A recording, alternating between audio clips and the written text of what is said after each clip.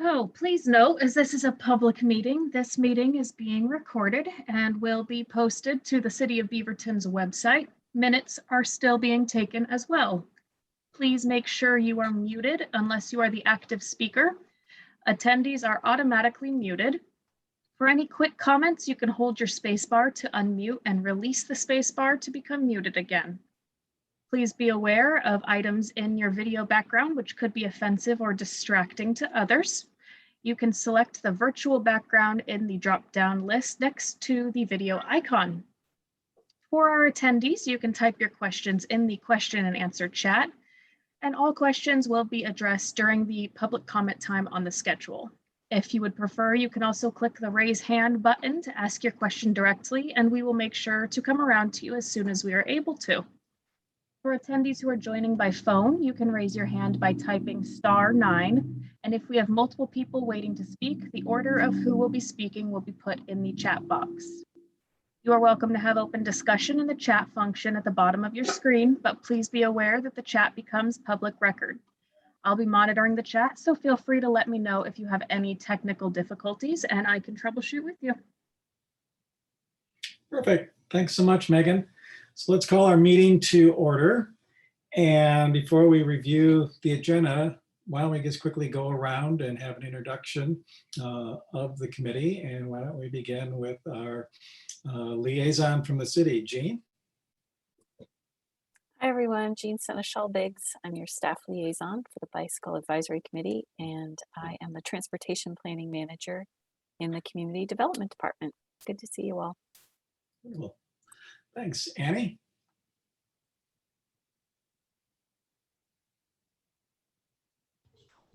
Hi, I'm Annie. I live in the Triple Creek area, and I've been on the committee since the beginning of the year as an alternate.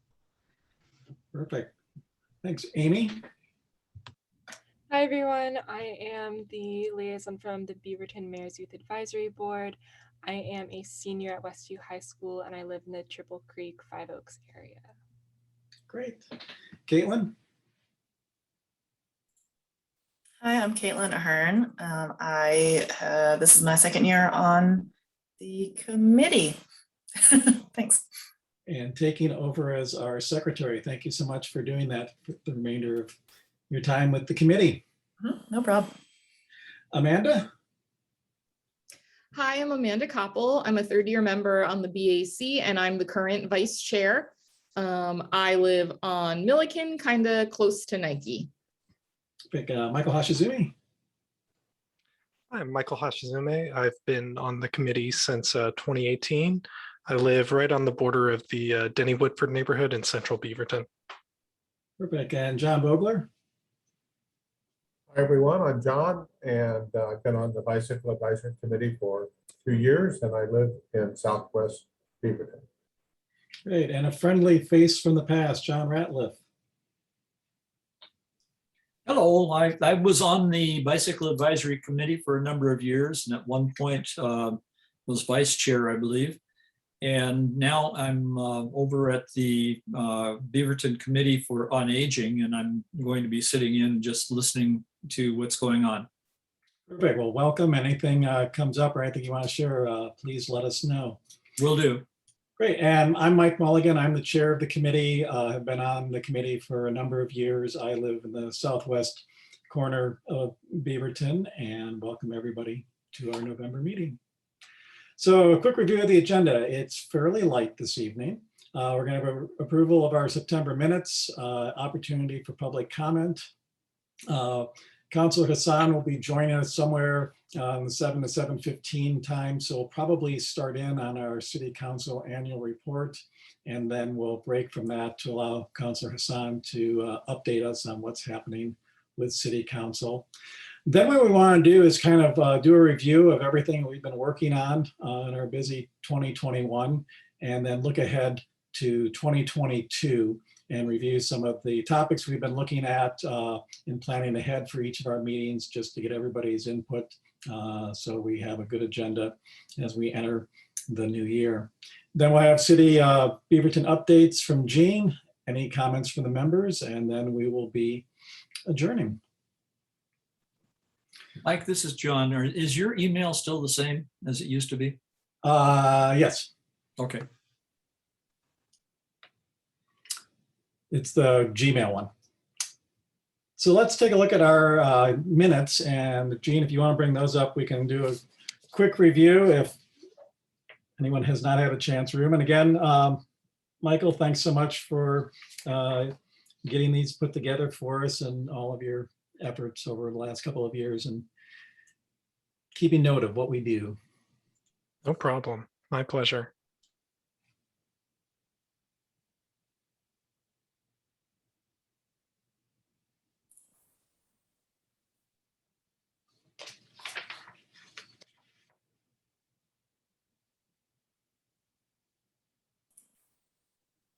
Quick note, I wasn't there. I don't think I was there last time. I don't know if that affects a quorum. I won't be able to vote on minutes.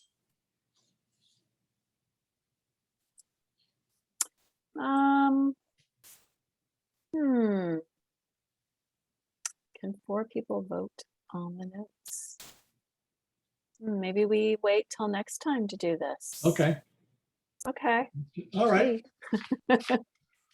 Hold those opinions until Anybody know? December.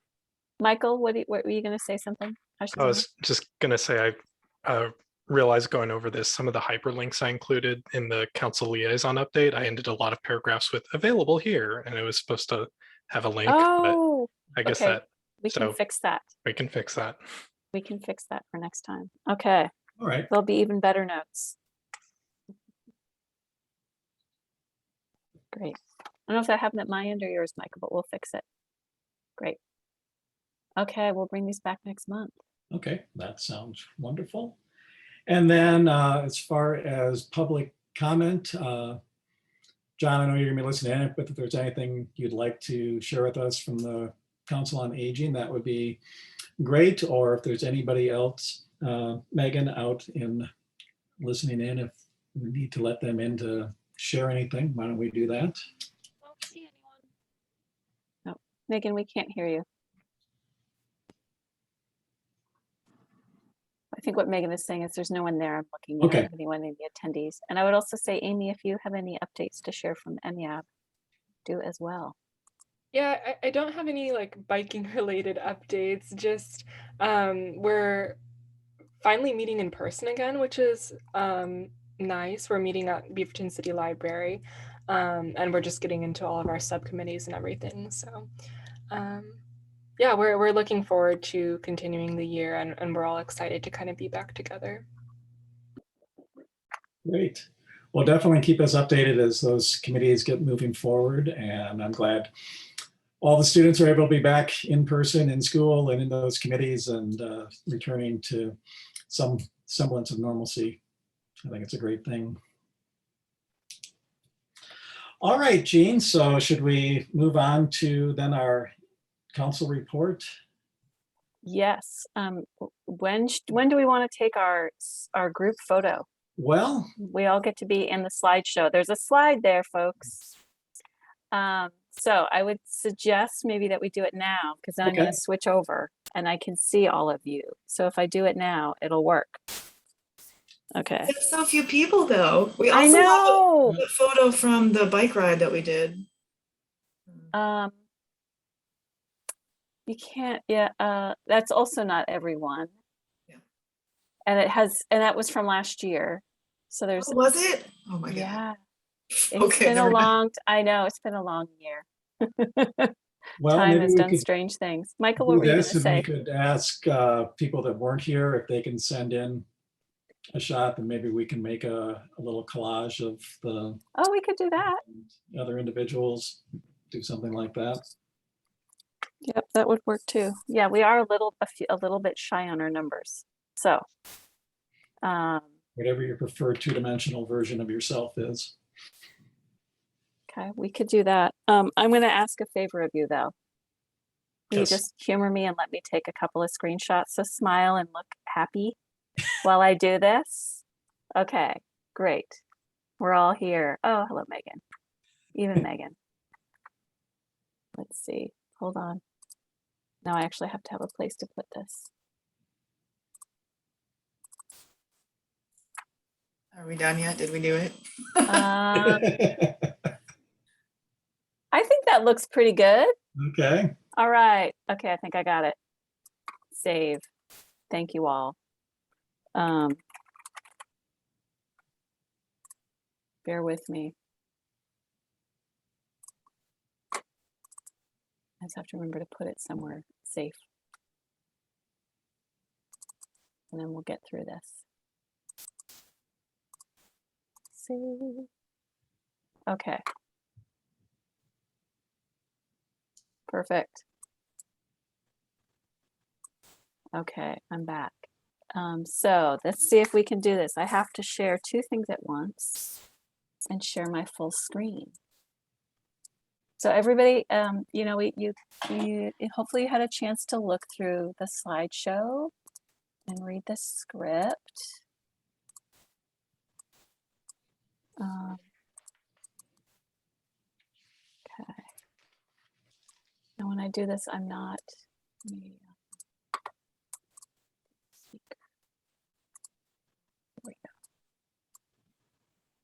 I think when I do this, I'm not going to be able to see you. So just shout at me if you need anything from me. Okay.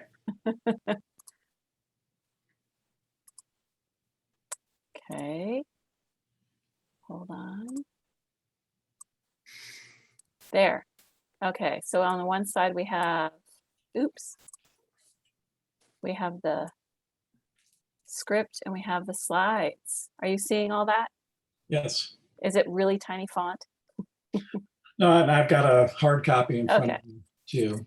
Great. Okay, so Mike, I'm going to let you lead this and you tell me how you want me to go through it. So Sure. All What I'll yours. do, everybody, is kind of what I've sort of thought out is slide by slide what we'll be covering with this. So in the initial slide here, it'll just be the introduction of myself and being here for the Bicycle Advisory Committee, and we'll be doing the evening presentation. And then what we'll do is go to the second slide where our pictures will be. And then that's the next two paragraphs where I wanted to recognize everybody on the committee, their involvement, their commitment, enthusiasm, and dedication, and thanking Jean as well for providing her great guidance and support to our committee. We'll then also, with this slide, talk about that second paragraph about what we've been doing during the pandemic while we've continued to focus on the bicycle-related issues and kind of reading through the script. So why don't we just look at that? Any comments, any changes you want to make in those first two main introductory paragraphs that would go along with our picture? Are we pretty good with that?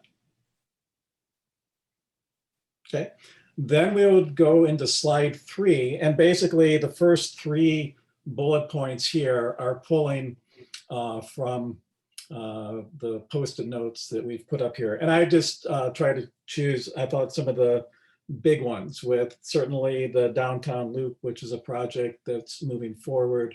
Michael is on the committee with that, and so I thought that's one to highlight.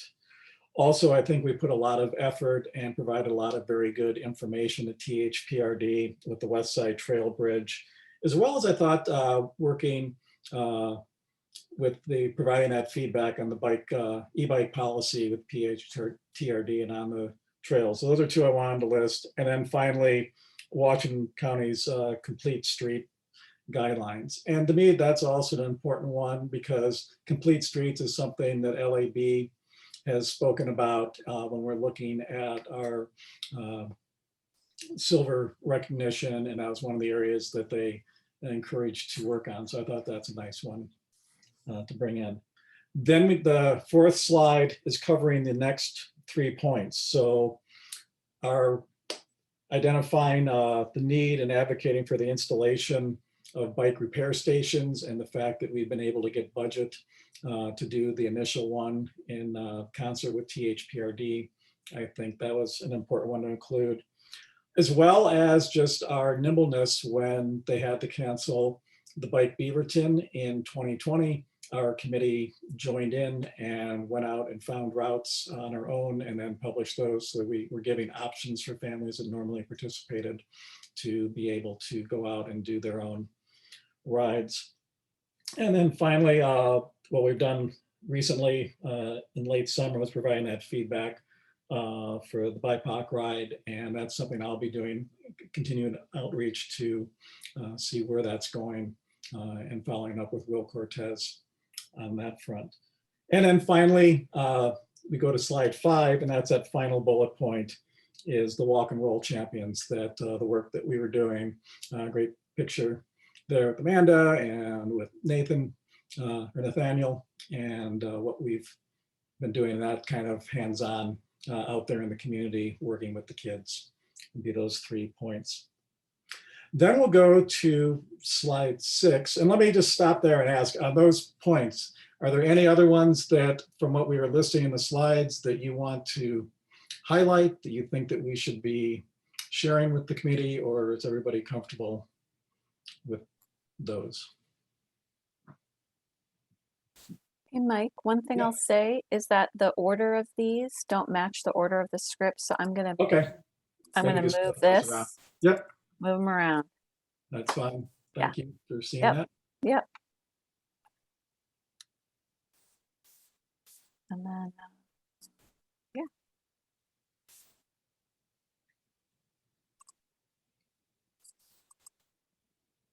Anybody else? Okay. On to the next. And then what we want to do is kind of point to, as a committee, what it is that we are hoping to achieve as we roll back into 2022. And I thought it was important to kind of recognize that aspirational goals, I think, of everybody in the community is that we're going to be putting the pandemic to some degree behind us, and we're going to be able to have greater outreach, greater in-person events, and our goals and what we're focusing on is reflecting that. So certainly inviting the council to come and participate in Bike Beaverton that we have planned. Also touching on as far as with the bike map, we're going to be doing with the city staff, as well as with city staff, the League of American Bicyclists, the Friendly Community application that will be due in 2022. I'm going to be leaving you now and picking you back up downstairs. Okay, enjoy dinner. So those, trying to hit many of those main 3 points, or what I was kind of looking at with that slide 6. So thoughts on that with the, I know Michael Dunleavy is championed the Why I Ride outreach, and it's something that I wanted to have up there, and it's something we're going to be doing going forward. Jean, you had also mentioned from the city marketing about the name that we have and whether we might be looking at kind of rebranding it. So that'd be something certainly when Michael's with us to be able to chat. Yeah. I had reached out to our marketing team because there's sort of a key piece of, once we have all of these stories, how do we use them as a promotion? And our marketing team does, manages all of our social media accounts. They're responsible for the, the Your City that comes to your mailbox every other month. And just all of our sort of our other ways we communicate with folks. If you recall, I think the last time we talked about Why I Ride, we talked about what the hashtag pulls up. I think it was Amy who did that for us in the meeting, and we saw a lot of like motorcycles, a lot of Sturgis, and so I shared that with the marketing team. And one thought that we had would be to, instead of Why I Ride, to have it be something really specific to help promote Bike Beaverton, because that's really the focus, the target that staff has in terms of their work plan over the next year, and kind of where does this Why I Ride fit in with their work plan is really about promoting Bike Beaverton. So we had the thought about maybe it's something along the lines of like Why I Bike Beaverton or Why We Bike Beaverton. So it becomes it fits in with Bike Beaverton. You know, it both fits to the event and also just fits to like each of us as individuals and why we bike here in our community. It becomes much more local. So there was interest there in that. I think once we have Michael back, we can chat with him more about that renaming of it. So thoughts from all of you? Anyone have any other ideas on name or something along those lines? Like it, don't like it?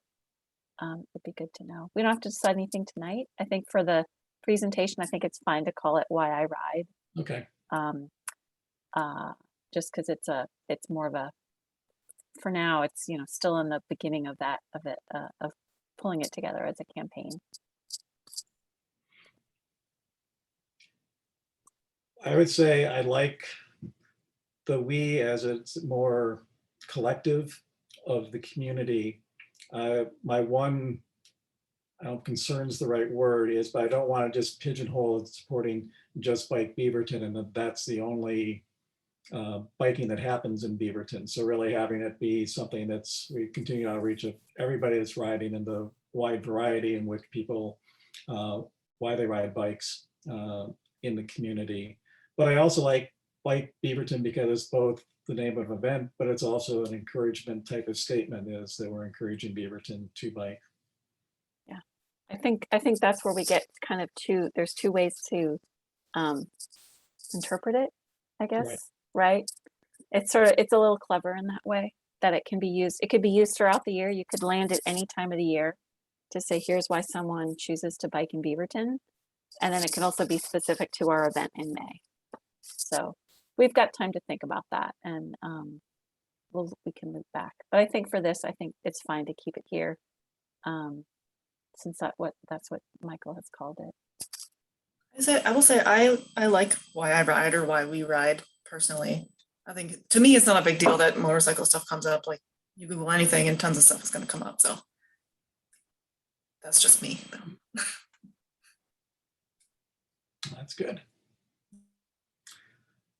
Any further thoughts on John? If there's anything you want to chime in on, because I know you had said I had a chance to quickly look through some of your suggestions. So please bring those up as we're going along here.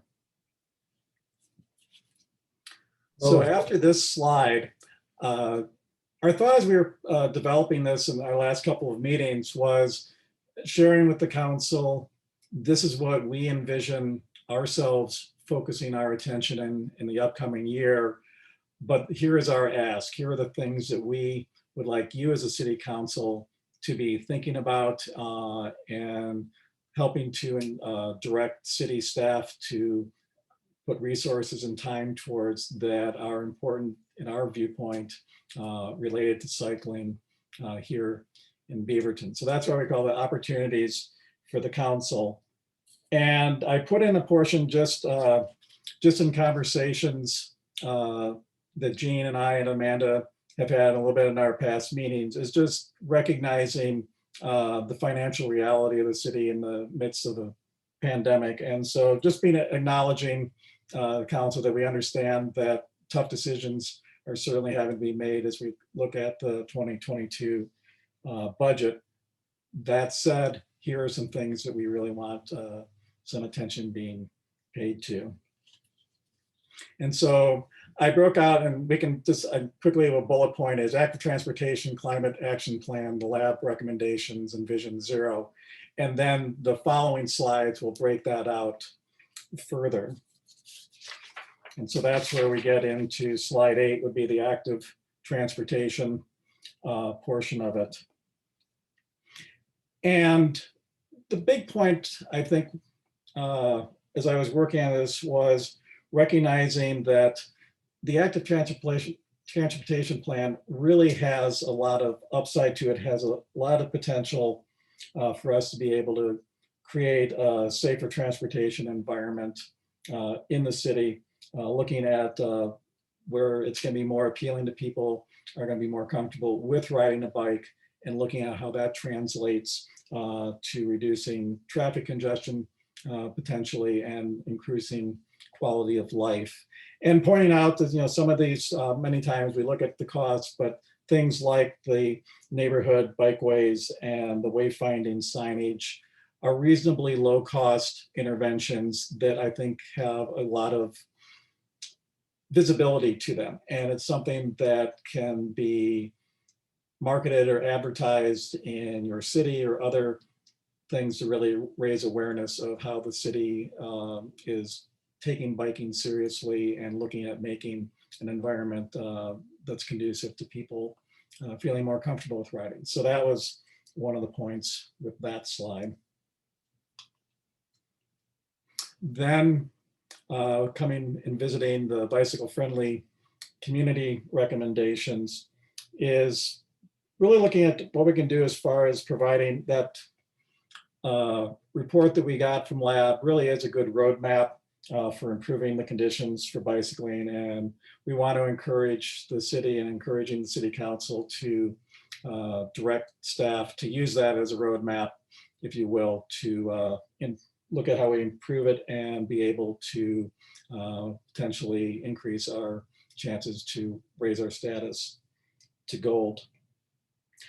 I know that the council probably is aware that we have the bicycle friendly community, but also just want to make sure they're aware of how relatively rare it is in Oregon, that there are only 12 bicycle friendly communities in our state, and that silver status, and John, I think this is one I kind of agree, maybe want to move higher in the list is, but we know that we're silver status. There are signs that are posted like on Hall, and I think a couple other places, but it's not something necessarily that we see utilized a lot necessarily in the marketing. And I think that maybe one of the things we can share with the council is that could be a good opportunity for promoting the city, both for new residents, for businesses, is being able to leverage that status.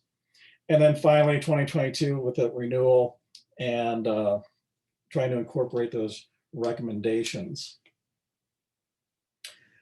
Slide 10 and 11, basically what I did is I took 10, if you look back to 2019, this is a slide that Adrian had used, and Jean brought it up when we were looking at this before our last, or after our last meeting, I think.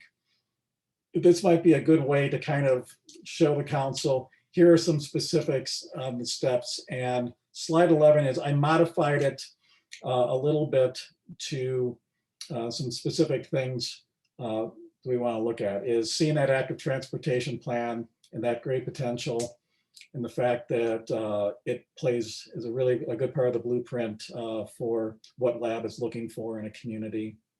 Then what I want to do in my statement is kind of combining both the expanded bike safety education through the Safe Routes to School, and then as well as the adult component of it. And so this is something that Kaylin, we've seen with West Side Alliance, with partnering, I think, with Washco Bikes and providing competency classes for adults, and seeing if that's something that we could partner with groups like Westside, like with THPRD, to try to offer that.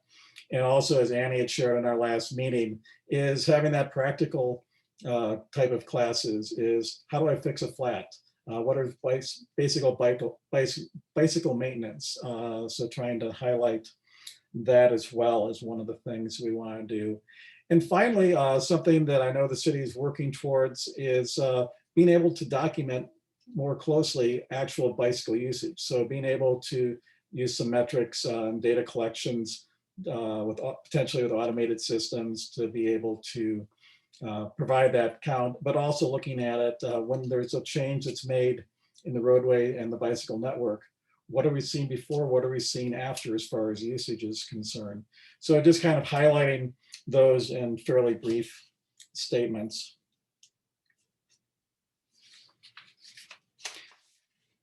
The climate action plan, I think this is something that we as a committee had spoken about, and the last couple, wanting to try to bring this in, because looking at the larger picture, and I think again, being able to bring back to the council, here are positions that you've taken, you have plans, and recognizing the role that bicycling can play in that, and encouraging them to have the BAC be at the table with some of these conversations. So basically, I want to be highlighting that, you know, it's through your leadership that you adopted this climate action plan, recognizing that the bicycling provides a big role as far as addressing a number of the goals, including the community well-being, as well as looking for alternative modes of transportation and alternatives to motor vehicles. And finally, Michael, I think you had brought up, and I think we want to include this certainly, is with the formation of the Climate Action Task Force in the city, is encouraging collaboration between the BAC and that group, because I think there's good synergy as to what our goals are, and we would be well positioned to be able to provide guidance there. Let's stop there and just any feedback on those last couple of slides. And Question, how Yes. long is this presentation? How much it's time? only gonna, I'm talking through more of the sort of the reasoning for this, but it's gonna be somewhere in the 5 to 7 minute range. And I've done a read through of a couple of the pages, and they're running about 2 minutes a page, but certainly we can be cutting it down more if we need to. Yeah, I don't know if it's gonna fit in 5 to 7 minutes. It's all good stuff. I feel like, while I'm unmuted, I really like the path to gold, whatever, for the, yeah, key steps to gold. I Right. think that's really good. Maybe less, if we could do less text, since you're just, you know, kind of.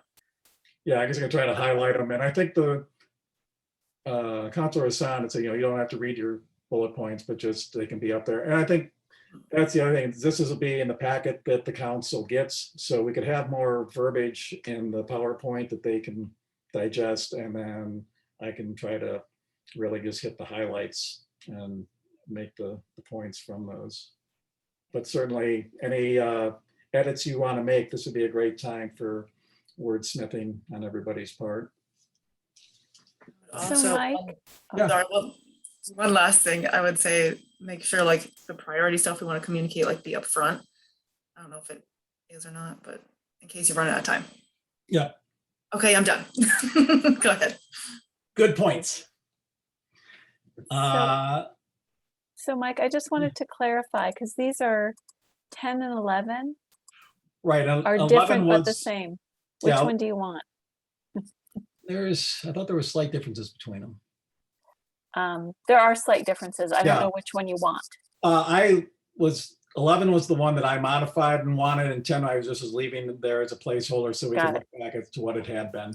Okay, got it. Thank you. That helps. I'm gonna hide it. Okay. Mike, Yeah. so I two things. I like it all the way through the climate action plan. The Vision Zero, we haven't talked about, we haven't discussed. It's a whole bag of plans and policies and goals and so forth. And it's not well defined. And I don't think we have a good handle on Vision Zero. And I'm not sure we should stake it out as kind of a priority. And I'd just like to add, reading from the By Portland site, Portland dissolved its Vision Zero task force. They met and met. No one could come up with anything that was worthwhile, and Portland abandoned the effort. Okay. So I'm just, I'm not even sure what Vision Zero is myself. I know it means zero traffic deaths, but it's just, I'm not sure I'd end on that. I think I'd end with the climate action plan. Okay. And I think, John, some of what sort of the impetus for this was, I guess it was like 2 months ago, Lake McTee, or how do you pronounce that, Jean? Lake McTie from Metro. Metro came and did a presentation that was looking at Vision Zero and looking as far as like the safe systems approach, which is something Metro has been adopting, and I know Clackamas County has adopted a version of it, and ODOT has also put their backing, if you will, behind the overall Councilor goal. Hasan has joined us. Okay, Well, I would just say in rebuttal, we haven't talked about this at all. And yes, you know, it may have been referenced in a presentation, but I'm just, you know, okay. I've included as part of this report and stake it out as a major initiative. I'm just not sure that it makes sense. Well, let's let Councilor Hasan go, and then we can have the whole group can kind of have a discussion on whether we want, how we want to involve this, or if we want to involve it. Hello, Councilor Hasan. How are you feeling? Hello. It sounds worse than I feel, but it's still not the best feeling. My daughter had a fever last week, and then motherhood is the gift that keeps on giving. We are COVID negative, but we definitely don't feel really great. So apologies, I'm jumping in late. Actually, to be honest, Veterans Day was it was on my calendar for tomorrow. So thank you, Jean, for the reminder. My council updates are pretty simple. I'm reflecting on last night's meeting. We are looking for a potential location for a shelter to help our houseless communities. So we landed on some site selection and criteria, which is a really big deal because we've gotten some ARPA funding to actually fund this. And so we need to find a place that it can go in our community and work with our communities to just support that transition. And then the other big work that we did was ARPA allocations. And so ARPA, it's American Recovery or Relief Plan Act funding. I had to think about it for a second. And the city got about is getting 8 million this year and 8 million next year. Sounds like a lot, but there's quite a bit of just deficit from just basic operations that we needed to address. But we did land on a bit of an allocation, which I'll just drop in the chat. So I'll drop 2 links to those sort of hot topics that are fresh on my mind. I'm not sure if there's anything really else major that comes to mind. We did get a ton of comment last night from folks that live in the Cooper Mountain 185th area. Just for context, we're seeing a lot of development in Cooper Development. It's just, or Cooper Mountain, it's happening. And so as a result, we're having to add roads and areas and things. And so we heard from some folks in the community that didn't want roads extended. Which I totally respect. We don't have a lot of north-south ways to get around. And so we do need to create that. So it was just interesting to hear that. And so I'll drop the whole last night's agenda if you want to see anything, but the 2 links that I'll focus on sending you are the agenda bill on the shelter siting just for visibility, and then the ARPA funding for visibility as well. And I'll take a moment to see if y'all have any questions.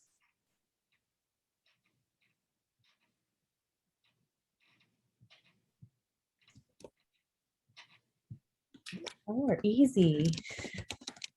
Are you sure? I don't have any specific, but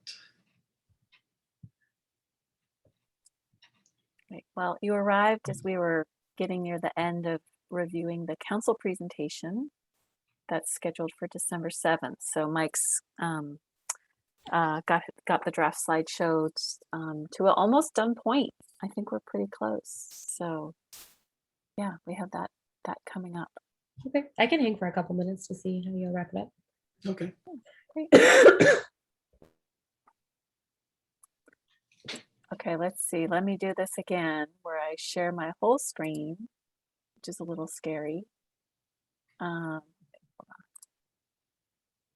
Dun, dun, dun. Put you all down here.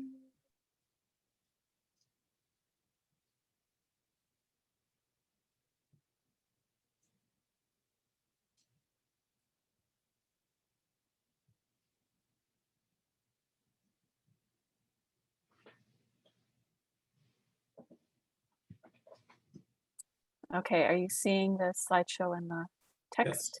Great.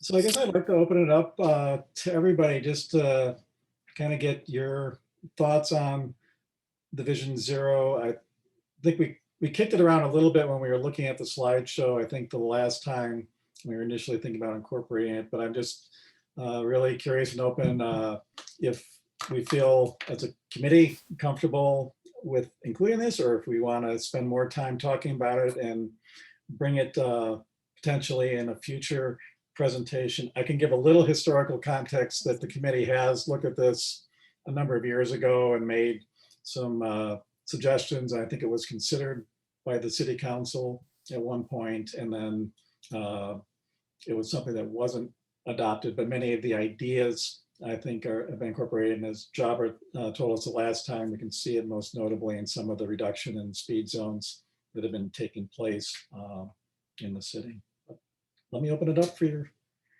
ideas. I like including it. I think even, I think Councilor Hasan mentioned in the previous meeting that sort of low or no cost suggestions are great, and that this is just sort of a general, I think, framework to think in, not a specific policy. And I think anything just sort of that gets people thinking about traffic safety and traffic fatalities in particular is good. You know, we may not have a specific sort of policy recommendation, but I think having this sort of end goal to sort of think through is a good inclusion. Okay. Yep, I absolutely agree with what Michael just said. We're not necessarily telling them how to act exactly, but at least we're bringing up the idea, making them remember that we do need to think about traffic safety. We're cyclists. We're also pedestrians. A lot of us also drive cars. I mean, this is an issue that affects everyone. So at least this is our chance to shine a small spotlight on it and make sure they understand that as the BAC, we are folks who can have a say.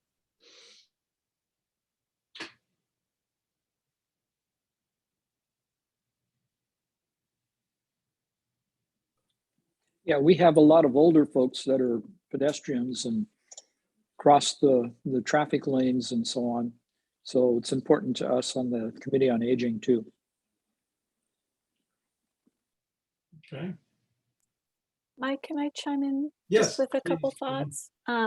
I'm just sort of looking at this slide, and I'll say there's sort of there's two things on here. One is Vision Zero, and the other, and this is actually a little small, I'm just gonna make it big for now, so you can see it, right? The safe system approach, which is something that Lake talked about when she was here in her materials.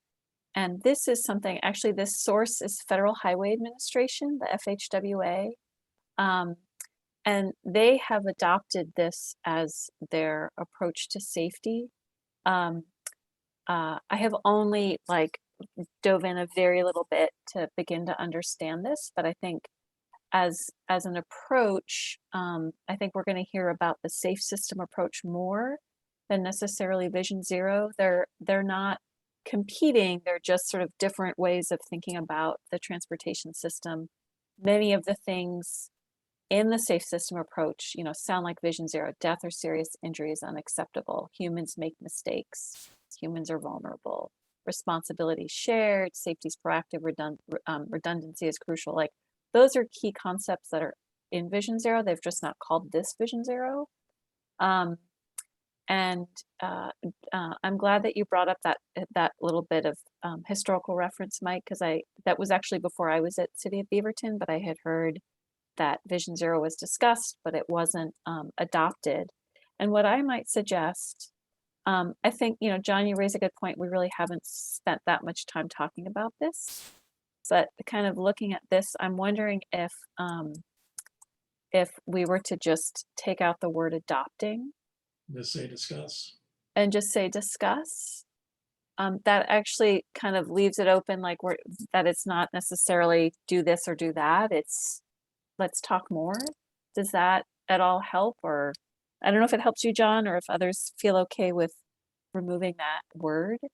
I actually, reading it now, I actually have a lot more comfort with removing that word because I don't think we're at a place to say adopt it because we haven't even had that conversation. That larger conversation. Thoughts on that? And remember, I can't see you all, so chime in. I'm fine with removing the word adopted.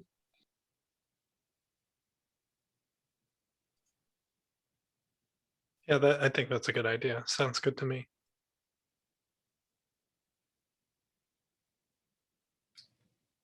John, what are your thoughts? I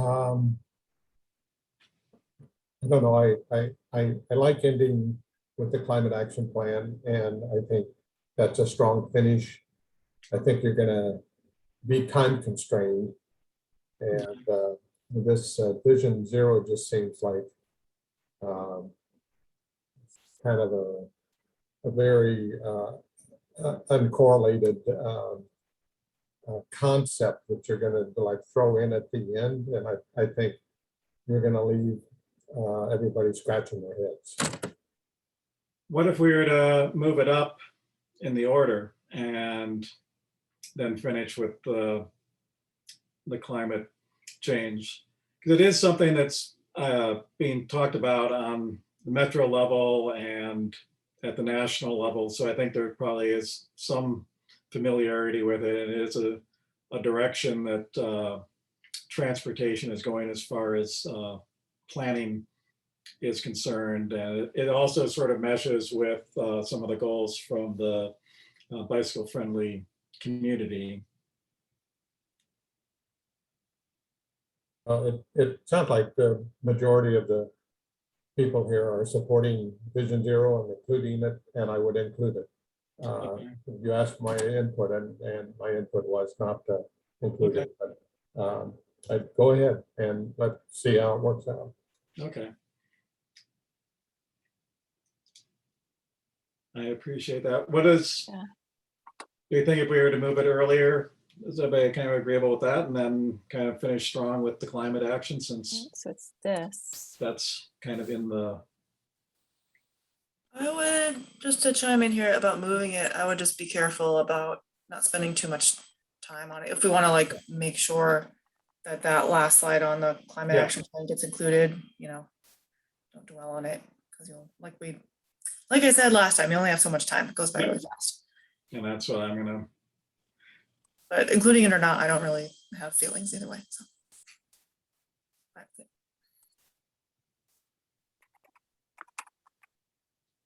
Oops. and I will also look back through the script and look for areas to tighten it up and make some run throughs for it and make sure that it's timing out well. It doesn't seem too rushed. Quick question on the Vision Zero again. Does it say on that slide what that means? It was something I was including in the my description. I said basically Vision Zero is a proactive preventative approach that prioritizes traffic safety as a public health issue. It's built on the premise that even one death in our transportation system is unacceptable and focuses on safety, mobility for all road users. And give a little historical, I said it's adopted in Sweden in 1997, has since spread around the world. And then I put a quote from the Vision Zero network. Vision Zero is not a slogan, it's not a tagline, not even just a program. It's a fundamentally different way to approach traffic safety. Mhm. So Yeah, I would just say maybe either put on, because like if people are looking at slides too, they're not necessarily listening. okay, Make sure just like in like one, just like zero traffic deaths is what it means. So like what's the zero? It's zero, okay, right? So just something, if you look at it for like half a second, or if you're listening for half a second or something, just because it's a lot of big words there Yep. in your script. So Gene, should we just make Vision Zero equals 0 fatalities? Something like that? I'm also not Vision Zero expert, so if anybody wants to correct me if I'm wrong, but that's my understanding of it, right? Am I right? That's the way I interpret it. In serious injuries, yes. Traffic or whatever, zero traffic. And I could just take out that longer description of what Vision Zero is and simply go with the quote. Yeah, especially on the slide, just something you can see at a glance.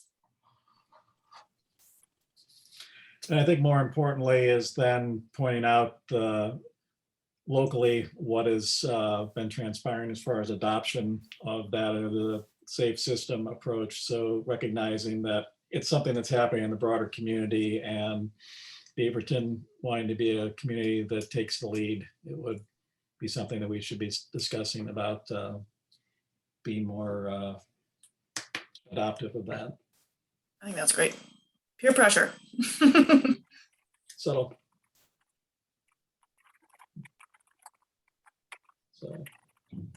and then just basically thanking the committee for its time, and There's the last one. This is John with the Beaverton Committee on Aging. Just a comment here. We want to include Vision Zero for all traffic fatalities, and that includes car-to-car accidents too. Right. It's very important because the majority of our fatalities have to do with cars and trucks. So I think it's recognizing it's all fatalities, and certainly more vulnerable road users are especially of concern. That's a good point, actually, John. Okay. Okay, let's stop sharing. Oh, we've got that done. Great. Do we feel comfortable?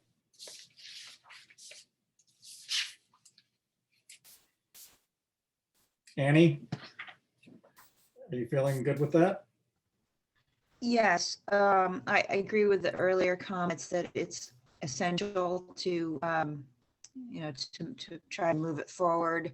I mean, Vision Zero, I have my, I have personal opinions about, like, is it even realistic if there's a single car on the road? It's, just the physics of the situation. Somebody's going to die as long as cars move the way cars move. But it's a broad vision. So I think it is essential that we work toward adopting it, because it at least moves things in the right direction. The interesting thing with Vision Zero, and Jean, you can correct me, but it is very holistic. It's looking at the way we design roads. How do we keep speeds lower?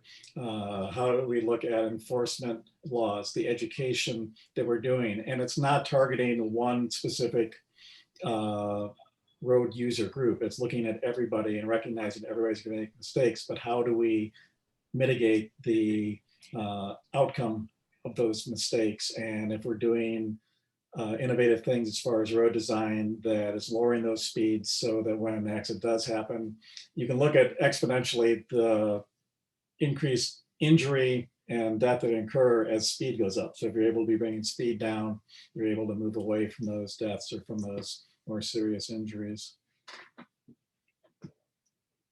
Those Swedes. So, all right. Are we good? Let's see, Jean, should we move on then to looking ahead at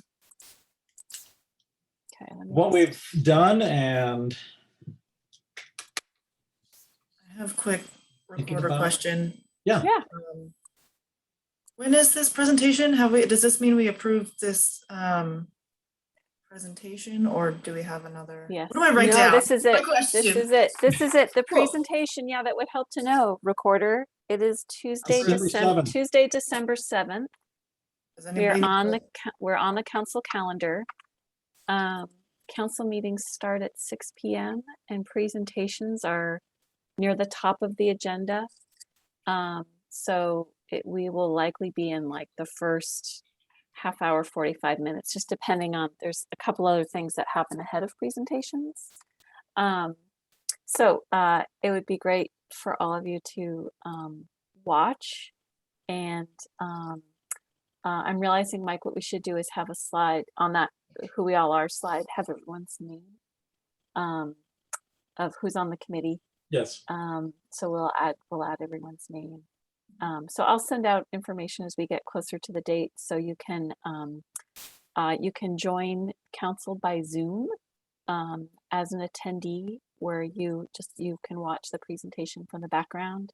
You can also watch it on the cable access if you have the cable TV for Tualatin Valley Cable TV, TVC-TV. Yeah, you can watch it there.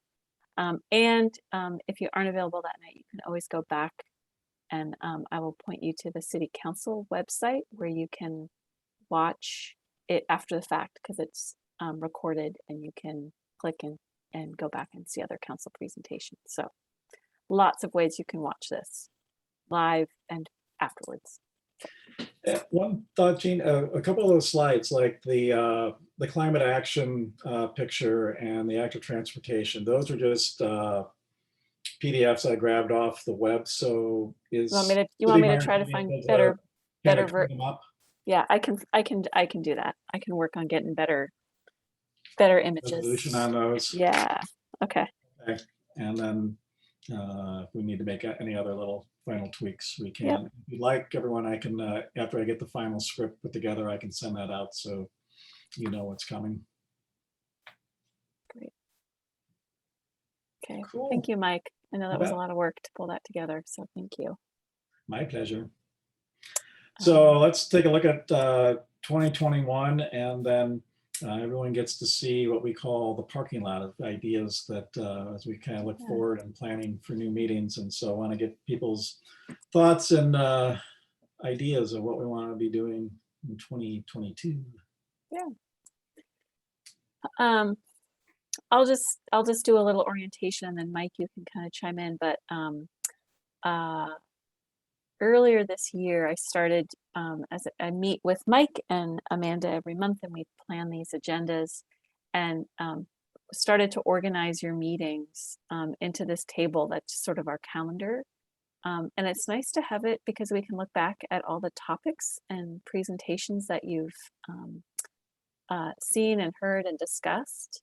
And then it's the same very tool that we use to kind of look ahead and plan our agenda. So you heard about some of these in the slideshow because Mike captured them there, but I will say it's interesting to look back because it's been almost, we're almost at the end of the year. You all have really weighed in on a lot of things and provided comments and met with what I would call sort of the bike advisory committee's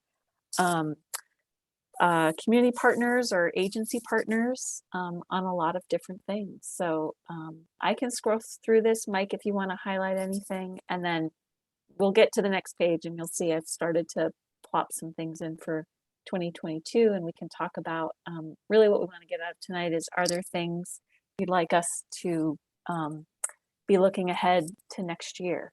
So I've started a list, and we can always add more. So I'll let you chime in, Mike.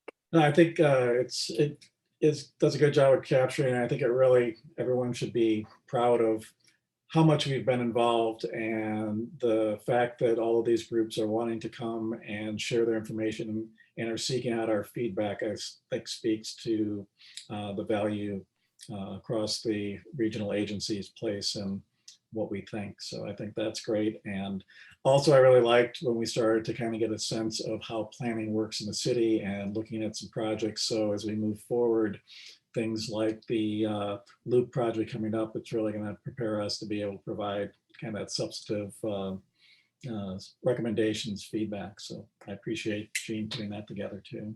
Yeah, great. Okay, just so you know, my code here on the anything we're looking ahead, if it's something that's bold, it's something that's pretty much on the agenda. If it's something that's not bold, it's a potential topic but not confirmed. So just as you watch me kind of navigate this, that's what's going on here with the text. So for next month, of course, we should debrief on the report. The presentation will be on that Tuesday, and we meet the following Thursday. So all that same week. And I just haven't wrapped my brain around what's a good what's out there as a timely topic for you all. So that's why that's TBD. Should I keep going, Mike, and just kind of keep reading Sure, through why don't we what's just kind here? of work through Yeah. and then, Yeah, great. So yeah, I started to fill a few things out because some things are things we have to do. Like in January, we'll have new members and we'll have to spend some time just going around and doing introductions and getting to know each other. And that sometimes has taken, I don't know, 45 minutes or an hour, I think, in the past. And we'll have a welcome from our council liaison. I don't know who will be our council liaison next year, whether Councilor Hasan will continue with us or it will be someone else. The city council makes those decisions on all of their assignments for the boards and commissions either late in December or early January. So we will find that out here shortly. We also will spend a little bit of time just going over those officer positions with the new members joining us, because we'll likely vote on officers at the February meeting. I think that's what we did this last year. And then January, maybe we'll be, maybe the events team will be ready to go to start planning Bike Beaverton with us. So I put that as a placeholder and a reminder for me to reach out to them. And then the other thing I realize is that there's, you're probably hearing news about the infrastructure bill. There's also some regional funding activities happening. If you remember earlier in the summer, I gave you a presentation on the MSTIP, that's the Washington County Transportation Funding Program. Metro also has a transportation funding program to distribute federal funds. That's the timeline for applications, they're due in February. So I may be coming to you in January to share updates with you if there's projects we're applying for funding for that you should want to know about. So I put that as another sort of, maybe that will be the right place and time to talk about that. I've highlighted here because I want to get your input tonight so I can go back to my colleague on our sustainability team. But I think we had talked about the idea of having a joint session with the Climate Action Task Force. That's a new task force, an ad hoc committee that council created earlier this year to help implement the climate action plan and be the city's sounding board. I reached out to their staff liaison and said, hey, how about some sort of a joint session? And I think where we landed is possibly to do a joint meeting in February. We have to figure out the date, but essentially call it for both committees, call it your meeting and maybe do the first hour as a joint session and then break off and go back to our respective committee rooms and do the rest of our meeting separately. So I wanted to get your feedback on that. But then it'll also be time for the Loop project to come back to share design alternatives. There'll be information ready then from the team. So I want to be sure that we get a chance for all of you to weigh in on that because that's going to be a timely thing. And as I said, officer elections. So this might be that February meeting. You'll see I just put Bike Beaverton in March, April, and May because that'll be when there's a lot to do to get ready. And then planning on having a debrief at the June meeting. And then the only other thing when I did this earlier today that I thought was timely was the LEB application. I'm pretty certain will be due in August. So I put that on here because I think that'll be something would be great to get your input on that. And I think there'll be other places along the way for the LAB application to come forward to all of you and get your input. But we just don't have a work plan for that yet. So I didn't want to just sort of randomly put dates in. So there's sort of at least a little bit of a glimpse into 2022. And then I'm going to scroll to, and let me see if I can make this. I don't know how small of text this is, but, and I cannot see you all. Where did you go? Where did you all go? Can you still hear me? Yep. Okay. I can still hear you. Yes. Okay. I don't know where you all went, so I'll just keep talking. um, just like shout out. So for a parking lot, this really becomes the list, the list of things, the guide, the reference guide for when I meet with Mike and Amanda to plan our agenda every month. We sit down and think through what's timely. And partly this is a helpful prompt to me, but it's also, I think, a good tool for us to talk about tonight. So I'll go through these topics with you. Some of them you know about and are familiar with, and others will be new to you. But one sort of other piece of context I'll share with all of you is that my team is growing. And just a few weeks ago, I had a new senior planner start on my team. And so she is going to be she's really a sort of our lead staff person on transportation planning and policy. So we are going to be coming forward to all of you with updates on the active transportation plan implementation. There's some policy updates to do in the TSP. It also talks about doing updates to the engineering design manual. And there was another piece in there that talks about performance measures and like how are we tracking how we're doing. So there's some meaty stuff here, and you guys are, you know, a direct source of input for us. So we'll have more to come on that. I just don't have dates to put on the calendar yet. And then you'll recall we've talked in the past about doing a transportation system plan update. We hope that in this kind of later in the upcoming year, we'll be successful in getting some funding to help us work towards that.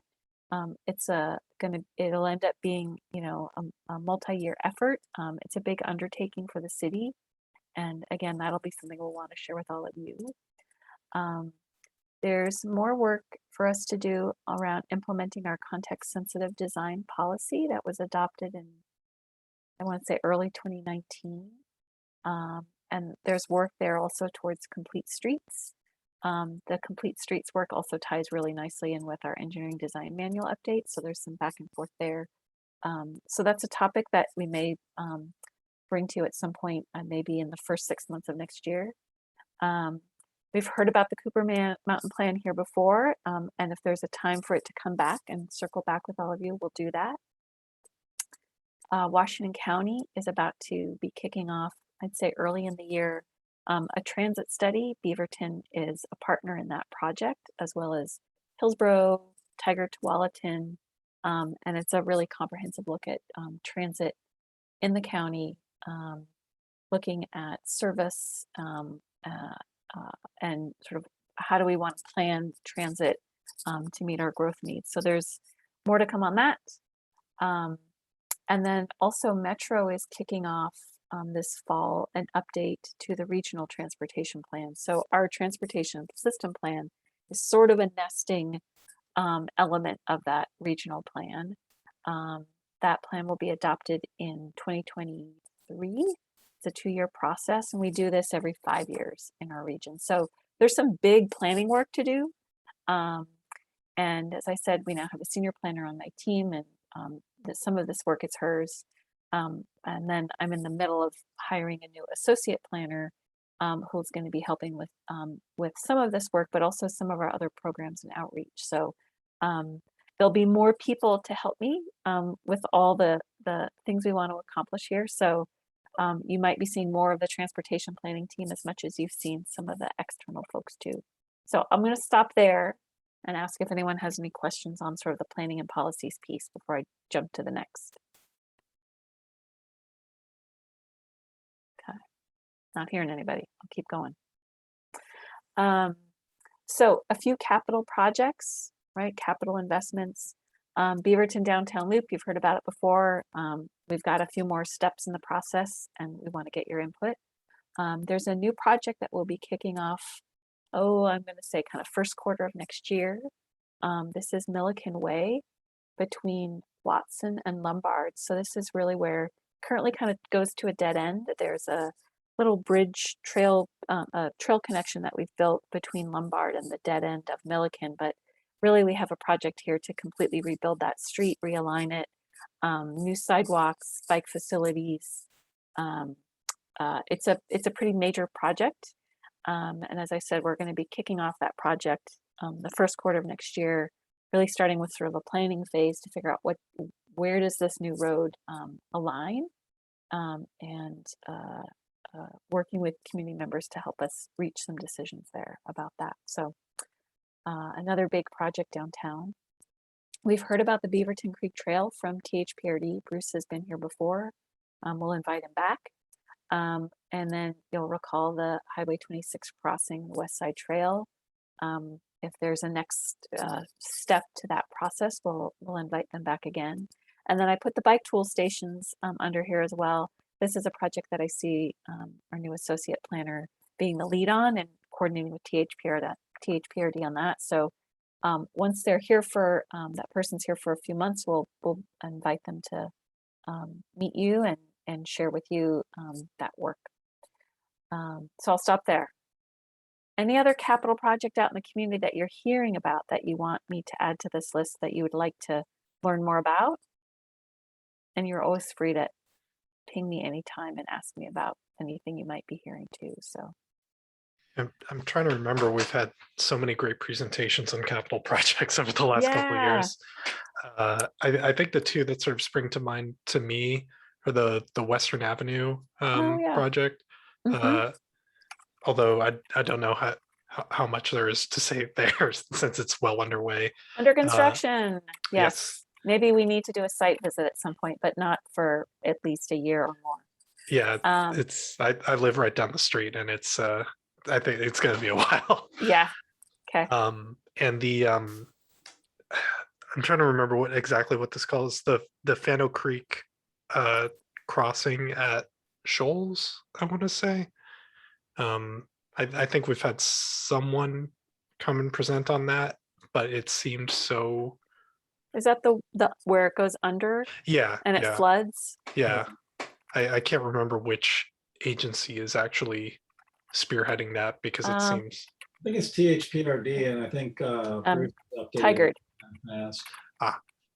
Oh, it's not even in Beaver. Well, if it's not in Beaverton, then I don't know how. It's at our boundary, right? You cross the street, you're in Beaverton, or you're in Tigard.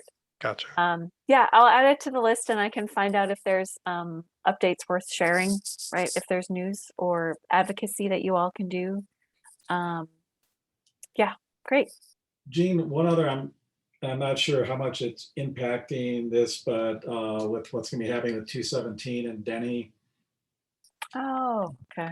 That's something that is worthy of us being more informed about. Yeah, that's the ODOT project, Yeah, right? Okay. I can find out more. I've seen a design. They went out for bids. I think they're going to start construction next year. Have you all heard a presentation about that in the past, or was it so long ago things weren't defined yet? I don't think we've had anything specific about it, but I think we may have heard a little bit at some point, but it has been a while. Okay.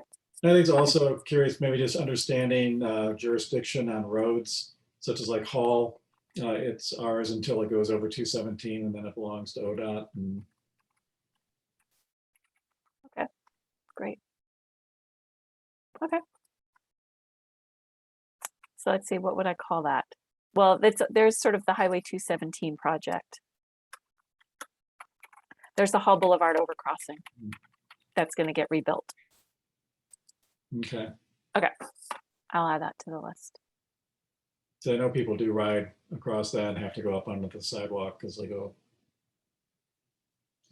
Right, and this is getting, Hall Boulevard is getting widened to have better bike and ped space. So cool. Great. Okay. Great. If you hear of any other projects, feel free to just reach out and I can find out more if I don't already know. So the next category I put here was programs and outreach. So of course, Bike Beaverton is at the top of our list. I also put that bike friendly community application due in August. this will be a project for our associate planner to really be the lead on it. There's some data and information to gather. So I think it's going to be perfect for them. Remember our bike map update? This will be another project that our associate planner will lead, and you all had done a little bit of homework on it before, so we'll pull that back out and have more conversation. And I think you all had some really great ideas about not just the paper map, but even something digital, and I would love to explore that idea some more. So we'll get back to that early next year. I also, I've had a little bit of conversation with Annie about our city website and how you navigate to find bike resources and how that needs some updates to that. So I think we can have a conversation there about like, hey, what kind of materials we want to have available on our website to help promote cycling and get people connected with things they might need. And then another project that I'm hoping we can do next summer is to do some bike counts on the ground, really as a volunteer, community volunteer effort, where I think we would work with all of you to identify locations we want to get counts. And it's something they've done in Portland over many years. And they've built this database of summer bike counts, really through volunteers choosing a location that the city's defined and on a particular day, and sitting there and gather and just checking off. They have a great system for doing it, and then kind of pulling all that information together. You can get a really good idea of where are people cycling, and you can also gather information on helmet usage and gender. So, you know, some things that electronic counts don't necessarily pick up, but that you can do if you've got someone physically at a location watching who's riding by. So more to come on that idea. And then I know in the past I've heard from all of you, I think it has come up before about some sort of equity training or some other equity topic. So we can think more about what that might be. And then I added here that Vision Zero safe system approach, regional safety work, just kind of a catch-all around the safety topics. So we'll kind of see where that lands. Any other thoughts for this category that you think we should be thinking about? Gene, one that you might have, I think I've been looking into a bit more on a regional level. I'm just curious about bike share. Oh. Where that might stand, or if that's something within Beaverton. Yeah, it's something that has been explored a bit in the past. But I will say COVID really kind of stalled out that work and had us shift some of our priorities. But I think there'll be more of space to talk about it, maybe even in the year ahead, or particularly as we think about this in the context of the active transportation plan and our TSP, and just kind of how we move around in Beaverton. I think there's definitely a lot of opportunity, particularly in some areas of Beaverton that have a lot of the density that the mobility companies are interested in. You know, that's what attracts them. Right. So I'll add it to the list here. It's not in our work plan at the moment, but it's been talked about in the past. So we can definitely add it here. Okay. Yeah. Maybe in context with the Loop project and with what we had the presentation the last meeting about the new parking and looking at those types of things. Maybe. Oh, yeah. You know, I might actually put that here.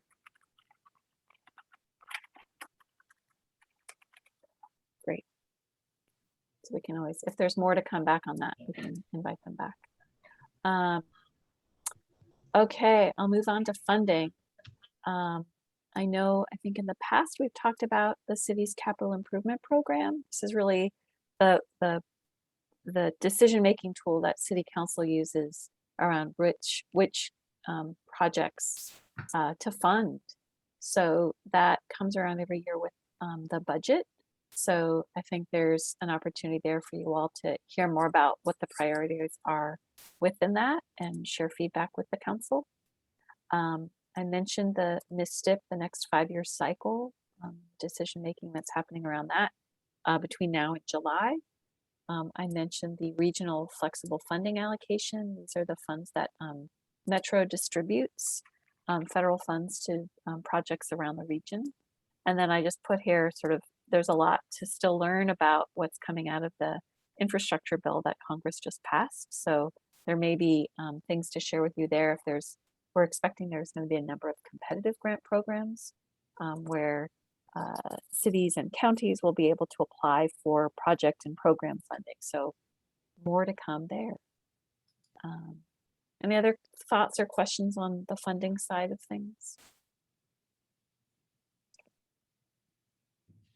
Okay, I think we're in the last section of the list. This is the coordination piece. We've talked about meeting with the Climate Action Task Force. And I will loop back to that item and you can tell me your feedback on that. I've heard, I think in the past, an interest in meeting with the Diversity Advisory Board. If there's other boards and commissions that you'd like to think about doing some sort of a joint meeting, I'm happy to reach out to their staff liaisons and see if there's interest. Beaverton Committee on Aging. Hey!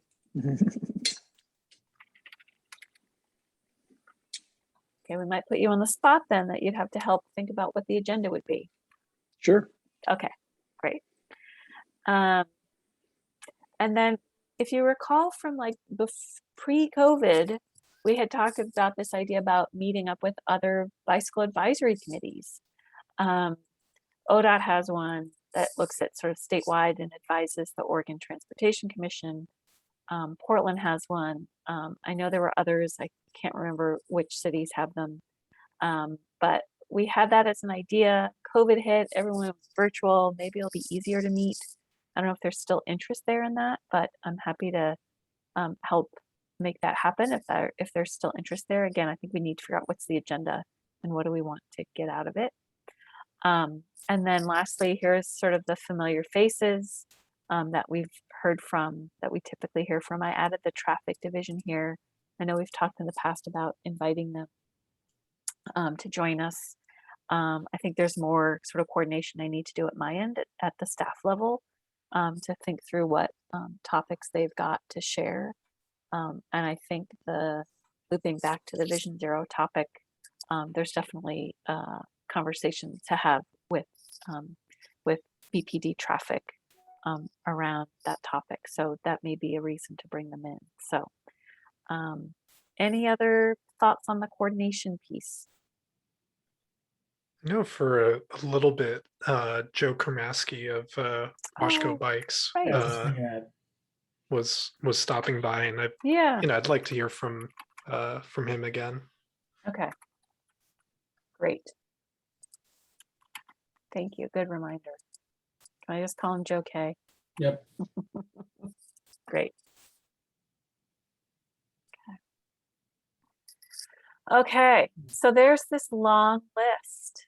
They're not prioritized. It's really sort of the opportunistic list. I'm happy to hear from you if you want to do any sort of priorities or tell me which ones to highlight that you think are really important to you. Again, some of them just depend on the timing of the timing of the topic itself and where that work is. So I'm going to stop there. I definitely want to hear your thoughts on this idea of the joint session and how that meeting will work. But I'm going to let you guys talk and we'll go from there. Thanks. I have a question. And I'm not sure exactly where this fits besides with safety, but I'm wondering how, as a committee, we can kind of leverage our power to get safety improvements made. And I know we've had presentations on places to submit suggestions. And this past week, I went to the LUT form and submitted something, a description of, so pedestrian and biking improvement proposal form. And the place where I suggested the improvement, I'm just like, the more I think about it, I'm just absolutely shocked that there's not a signalized crossing there already. And so I've got a kind of a bunch of disjointed thoughts, but in Hillsborough a couple of years ago, Alter Wiener, who was a Holocaust survivor and very well known in the neighborhood and used to cross from his apartment complex across Century Boulevard to walk to New Seasons, was hit by a car and killed on Century Boulevard. You know, there was an immediate uproar from the community, and it didn't take long before there was a signalized crossing placed at that place in the road. And why does it have to take, you know, somebody who's recognized, the death of somebody who's recognized, to make something happen that fast when there's places where, you know, like this particular place that's near my home, is I see people dashing across the road all the time. You know, it's a segment that connects to a trail.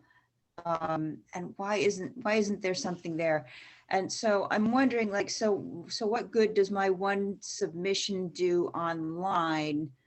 Would it help if more people submitted the same request, or if there was other types of attention brought to these particular areas that that as we're traveling, we see as, you know, extreme safety hazards for members of the community?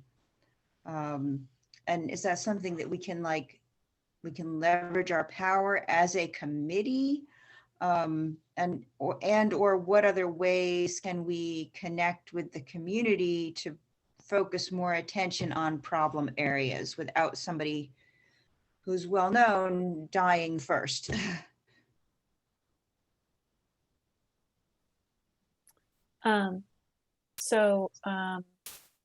I think, looking back at my list, I think for all of you, taking a look at the projects that were identified in the active transportation plan, like those should be the areas, like we have a plan that's identified needs.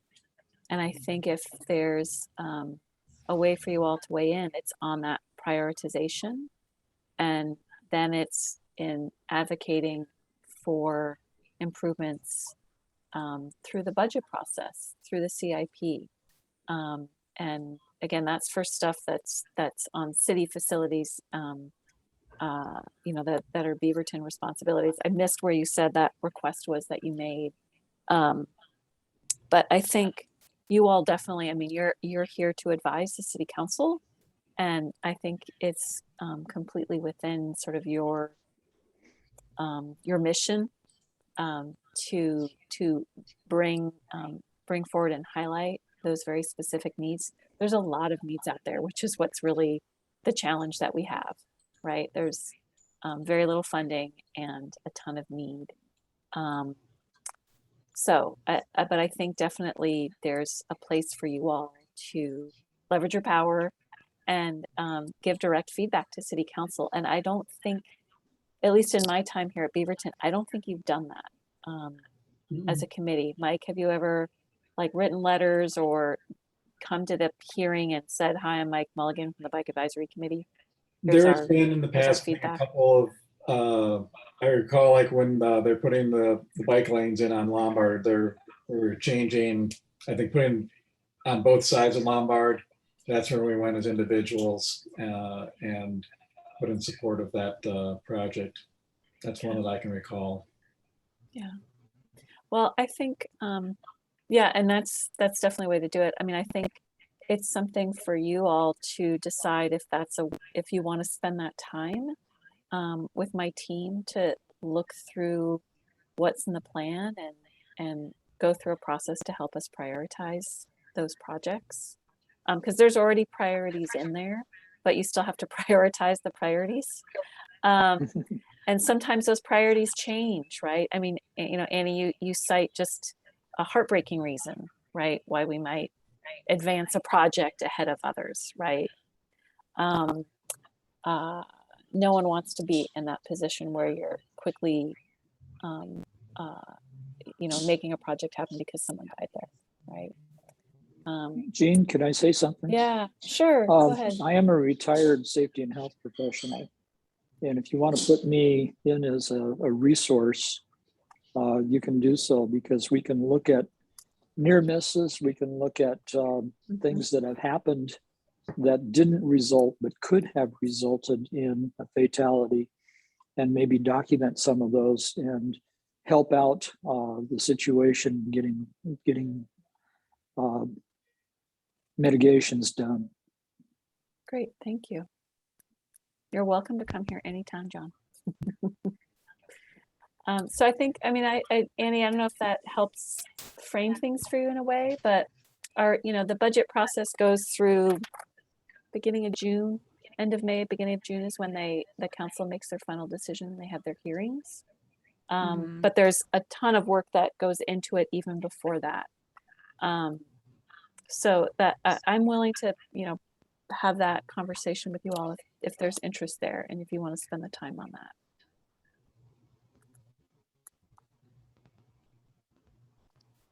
Okay. Did that help? Does that answer your question, Annie? Or I don't know if you really had a question in there, but interest. Sure. And there's other things mulling in my head about this particular location, because it involves, there's a TriMet stop on the opposite side of the road. It's on Cornell. It is in Beaverton. It's on Cornell Road between 179th Ave and 173rd Ave. Oh, my internet is failing me. Right by Birch Point. Birch Point Apartments is on one side, and Bronson Creek, there's a little nature area on the other side, and a trail that goes around there. And then farther, just beyond that trail, there's actually a segment of the Highway 26 path. So there's a number, there's connecting paths, and there's businesses, and there's a bus stop, and there's limited visibility in both directions because of curves, and a lot of people that I see, trying to get from one side to the other. And of course, the argument can be made, go to the nearest crossing. But, for most people trying to run and catch a bus or get someplace quickly, they're just not going to. And I don't know how many near misses there have been there, but it's a scary place to see people running across the road. So that's a place where I'd say that's where, that's not a City of Beaverton street. This starts to get into sort of the advocacy with our other agencies. That's the county is responsible for Cornell Road. I think there's a conversation for you all to have around other people's facilities. I mean, you've advocated in a way like THPRD, and that the bridge proposed to go over 26. There are ways for you guys to advocate and leverage your interest in your power with other agencies even. So maybe Annie, you and I can chat more offline about that. And you've got the passion and interest, so maybe that's something you can help kind of spearhead with the group. So does that sound good? Reaching out to Shelley O'Lear. I think Shelley, and it may be actually others. Okay. Yeah. So great. Okay. So sort of just an advocacy. There's sort of an advocacy thread through some of those projects and other pieces that I have on the list. Okay.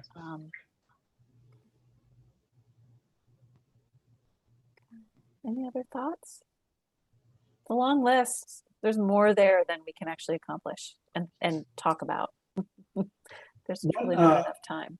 I just want to throw out briefly, is your thoughts as a group, and Jean, is as we look at our lab application, whether there would be any value, I don't know, the short term of the application, but then looking longer term, if we were to have subcommittees to kind of look at some of the communities that have gold status, if people would like to go and do some research, best practices that are happening around the country and some of these other communities, to be able to bring back as we look at the application, but also looking longer term as far as how we continue to improve our facilities, to move our way up to the group to bring that information back if people would have an interest.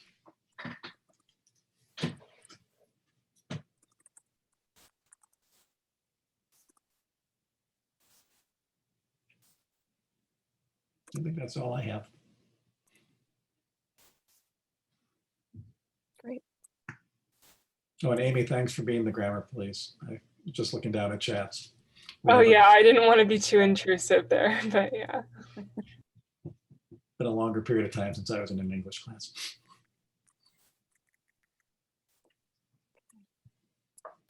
Well, great. Okay, well, you've now seen how we do this process of topics for each month. And we'll just continue to build your agenda for this year. So thanks. Okay.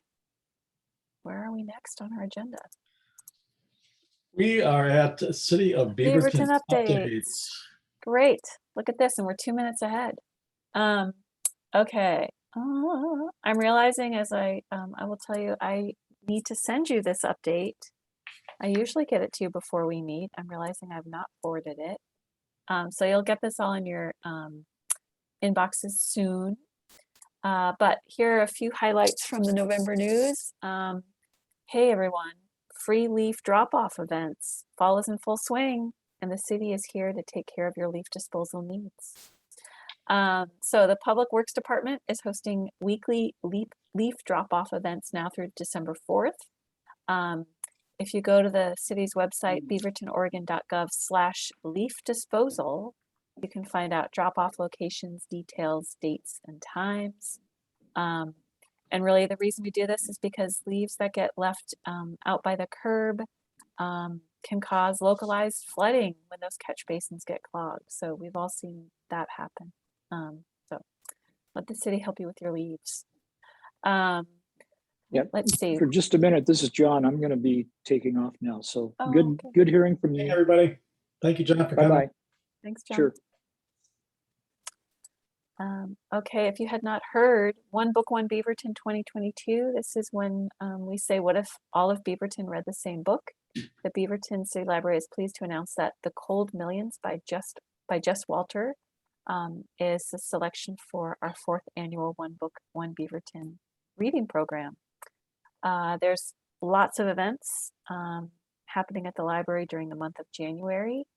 They're going to begin handing out free copies of the book starting Saturday, November 13th. That's this Saturday at a special book giveaway from 11 to 2 at both library locations. And then Beaverton Winter Shelter is opening. It's going to open for the winter season to provide a warm, safe space for adults experiencing homelessness to stay. This is a partnership between the city and some other service providers, Just Compassion of East Washington County and Washington County Supportive Housing Services. The shelter opens at the Beaverton Community Center on Monday, November 15th, and it goes through Tuesday, March 15th, with the possibility of it being extended due to weather. So you can find out more at beavertonoregon.gov/shelter. And there's ways that you can support the shelter. You can drop off needed supplies Wednesday, December 1st from 9 to 5:30. And when you get your email, you'll see there's a list of some basic necessities that they're looking for.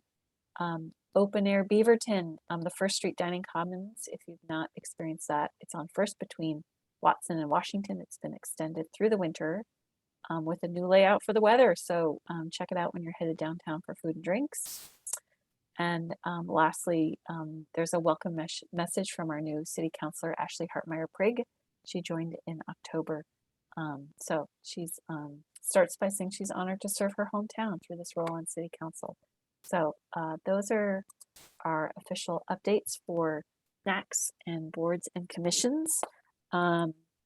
I already, through that process of talking about agendas, I shared the one update I had for you really is just that the team in transportation planning is growing, and you'll see some new faces here over the next few months, talking with you about, I think, topics that that you all care about. So I'll stop there. Any questions or you might have for me? Okay, great, thanks. All right, that brings us to our last item, member comments and announcements. If there's anything anybody has to share, just let us know.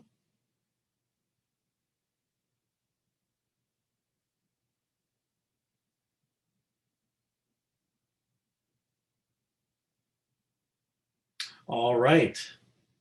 Being that everyone has fully shared their thoughts during the course of the meeting, I think then we are ready to adjourn early.